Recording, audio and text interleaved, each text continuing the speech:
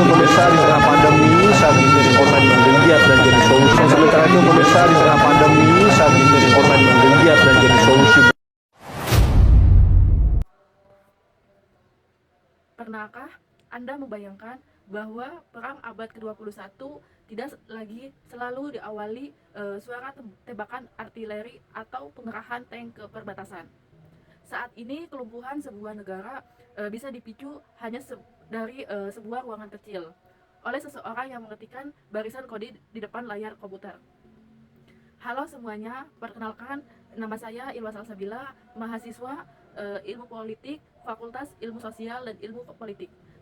Pada kesempatan kali ini, saya ingin mengajak Anda semua membedah sebuah dimensi baru yang tidak terlihat, namun memiliki dampak yang sangat nyata.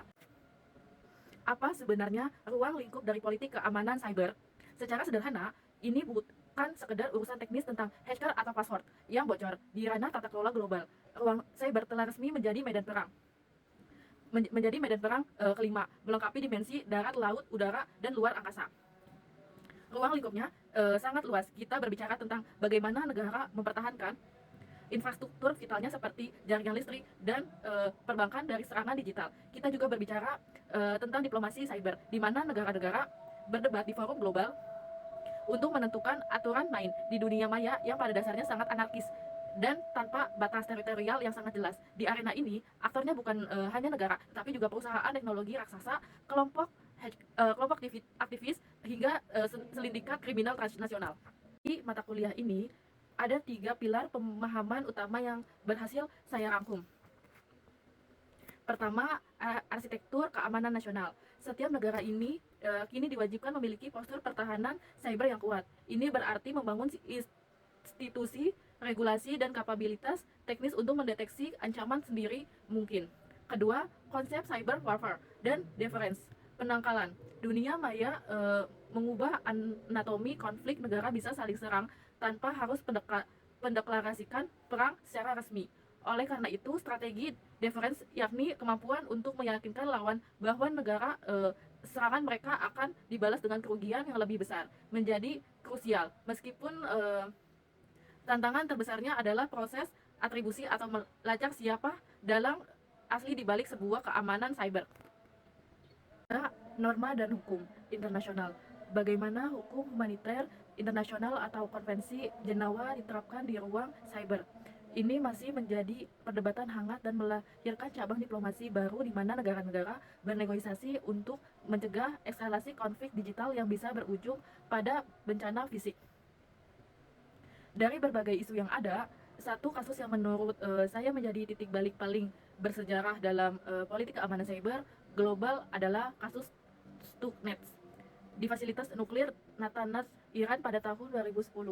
Mengapa kasus ini begitu penting? Sebelum Stuxnet, virus komputer hanya diyakini bisa merusak data atau mencuri informasi, namun Stuxnet adalah senjata cyber atau cyber weapon pertama di dunia yang dirancang secara spesifik untuk menghancurkan infrastruktur fisik. Virus ini memanipulasi mesin sentrifugal pengayaan uranium milik Iran hingga berputar di luar kendali dan hancur berantakan tanpa disadari oleh para teknisinya.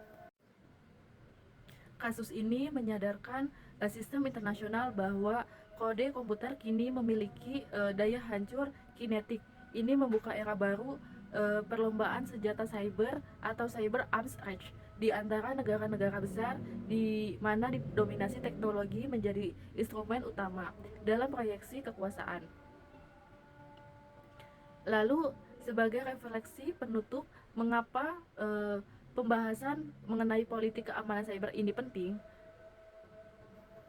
Bagi kita masyarakat umum, kita harus sadar bahwa data pribadi kita adalah komoditas geopolitik. Kesadaran akan keamanan digital bukan sekedar tren teknologi, melainkan bentuk pertahanan diri di era modern. Bagi pemerintah, kedaulatan tidak hanya diukir dari patok perbatasan fisik. Pemerintah wajib hadir untuk melindungi ruang cyber nasionalnya, karena kelumpuhan digital berarti kelumpuhan ekonomi dan stabilitas politik. Dan bagi dinamika global, ruang cyber memberikan paradoks ia adalah arena yang sangat rentan, namun sekaligus memberikan peluang bagi negara-negara berkembang untuk meningkatkan daya tawar bargaining position mereka di kancah internasional, asalkan mereka mampu membangun kapabilitas cyber yang mumpuni. Pada akhirnya, keamanan cyber adalah tanggung jawab kolektif. Kita tidak bisa lagi menutup mata dan menganggap bahwa perang digital hanya ada di film fiksi ilmiah. Ia sedang terjadi saat ini di sekitar kita. Terima kasih telah menyimak presentasi singkat ini. Semoga penjelasan ini dapat memberikan perspektif baru tentang bagaimana dunia beroperasi di balik layar. Silakan bagikan pandangan Anda mengenai keamanan cyber di kolom komentar. Mari bersama-sama membangun kesadaran digital yang lebih kuat. Sampai jumpa.